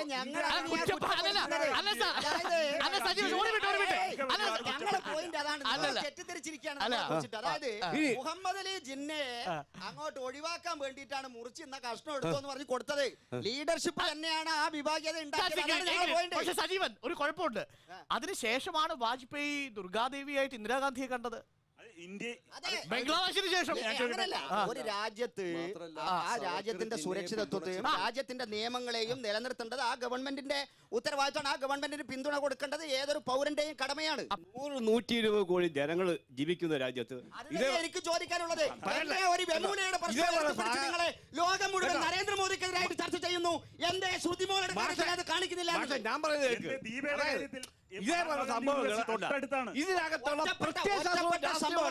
ഒറ്റപ്പെട്ട സംഭവങ്ങളെ വളരെ വിപുലീകരിച്ചുകൊണ്ട് നരേന്ദ്രമോദിക്കെതിരായിട്ടുള്ള പ്രൊപ്പഗണ്ടയായിട്ട് നീങ്ങുകയാണെന്നാണ് ഭാരതീയ ജനതാ പാർട്ടി പറയുന്നത്. ഒരു ഇതിനകത്തുള്ള പ്രത്യയശാസ്ത്രവും രാഷ്ട്രീയവും തൃപ്പൂണിത്തുറയിലെ ശ്രുതിമോള് ആത്മഹത്യാ കുറിപ്പിൽ നേതാക്കന്മാരുടെ പേരെഴുതി വെച്ചിട്ടുണ്ട്. അതിനെ കുറിച്ചിട്ടും നടപടി ഉണ്ടാവണം. അതാണ് ഭാരതീയ ജനതാ പാർട്ടി പറയുന്നത്. നെഞ്ചി കൈവറ്റി പറയാം. ഈ കണ്ണൂർ കൊല്ലപ്പെട്ട RSSും BJPയും പെട്ട മാർക്സിസ്റ്റ് പാർട്ടിയും പെട്ട തീയരണ്ടാത്ത എത്ര പേര് കൊല്ലപ്പെട്ടിട്ടുണ്ട്? നിങ്ങൾ കൊല്ലുന്നത് തീയരെ, മാർക്സിസ്റ്റുകാരൻ തീയരെ, എത്ര നമ്പ്യാരെ കൊന്നിട്ടുണ്ട്, എത്ര നായരെ കൊന്നിട്ടുണ്ട്. ദളിതന്മാര് പിന്നോക്കക്കാര് കൊല്ലപ്പെടുന്ന എല്ലാ സ്ഥലത്തും ഈ ദളിത് വികാരവും ഈ ദളിതരുടെ അവകാശങ്ങളെ കുറിച്ചും സംസാരിക്കാൻ തയ്യാറാവണം. അല്ലാതെ രോഹിത് വെമൂല ആത്മഹത്യ ചെയ്ത സമയത്ത് അത് നരേന്ദ്രമോദിക്കെതിരായിട്ട് പ്രയോഗിച്ചു കളയാം. തൃപ്പൂണിത്തുറ RLB കോളേജിൽ ശ്രുതിമോള് ആത്മഹത്യാ കുറിപ്പിൽ കൃത്യമായ ആളുകളുടെ പേരെഴുതി വെച്ചുകൊണ്ട് ആത്മഹത്യ ചെയ്തപ്പോ അത് പിന്നെ സ്വന്തം കണ്ണു മുമ്പിൽ നടന്നിട്ടുള്ള ആ കാര്യം മറച്ചു വെക്കാം എന്നുള്ള നിലപാടാണ് ഇരട്ടത്താപ്പ്. അതാണ് ഞാൻ പറയുന്നത്. ഒരു പക്ഷേ ഈ ചർച്ച തന്നെ വരാനിരിക്കുന്ന നാളുകളിൽ കാണാൻ പോകുന്ന ആക്രമണോത്സുകതയുടെ ഒരു സൂചനയാണ് എന്ന് എനിക്ക് ഭയം തോന്നുന്നു. ഹൈദരാബാദ് സർവകലാശാലയും JNUവും ടെസ്റ്റ് കേസുകളാണ്. ആ ഹൈദരാബാദ് സർവകലാശാലയിലും JNUവിലും തന്നെ ഈ കാര്യങ്ങൾ അരങ്ങേറി എന്നത് വളരെ ശ്രദ്ധേയമാണ്. അത് ആകസ്മികമല്ല. നാസി ഭരണകൂടം അവരുടെ അജണ്ട ആദ്യം നടപ്പിലാക്കിയത് ഫ്രാങ്ക്ഫർട്ട് സർവകലാശാലയിലും ഹൈഡൽബർഗിലുമായിരുന്നു എന്ന ചരിത്രം നമ്മൾ വിസ്മരിക്കാതിരിക്കേണ്ടതുണ്ട്. ഒരർത്ഥത്തിൽ സ്വതന്ത്ര ചിന്ത, വിമർശന ചിന്ത എന്നതിനെ ഭയത്തിൻ്റെ ഒരു സംസ്കാരം ഉപയോഗിച്ചുകൊണ്ട് ഇല്ലാതാക്കുവാനുള്ള ആദ്യ പടികളാണ് നമ്മൾ കാണുന്നത്. അത് കേരളത്തിലേക്കും എത്തുക തന്നെ ചെയ്യും. ഒരു മീൻ ചീഞ്ഞു തുടങ്ങുന്നത് അതിൻ്റെ തലയിൽ നിന്നാണ്. ഒരു ജനസമൂഹവും രാഷ്ട്രവും ചീഞ്ഞു തുടങ്ങുന്നത് അതിൻ്റെ തലച്ചോറിൽ നിന്നാണ്. ആ തലച്ചോറുകളെ നിയന്ത്രിക്കുകയോ തലച്ചോറുകളെ സൃഷ്ടിക്കുകയോ ചെയ്യുന്ന സർവകലാശാലകളാണ് അതിൻ്റെ തലകൾ. ആ തലകൾ ചീഞ്ഞാൽ പിന്നെ മീനിൻ്റെ അവസ്ഥയായിരിക്കും ബാക്കി. അത് ഓർമ്മപ്പെടുത്തിക്കൊണ്ട് ചർച്ച അവസാനിപ്പിക്കുന്നു. മറ്റൊരു വിഷയവുമായി എത്താം. മലയാളിയുടെ വർത്തമാനകാലത്തിന് വർത്തമാനം കേരള സമിതി ഇവിടെ പറയുന്നു.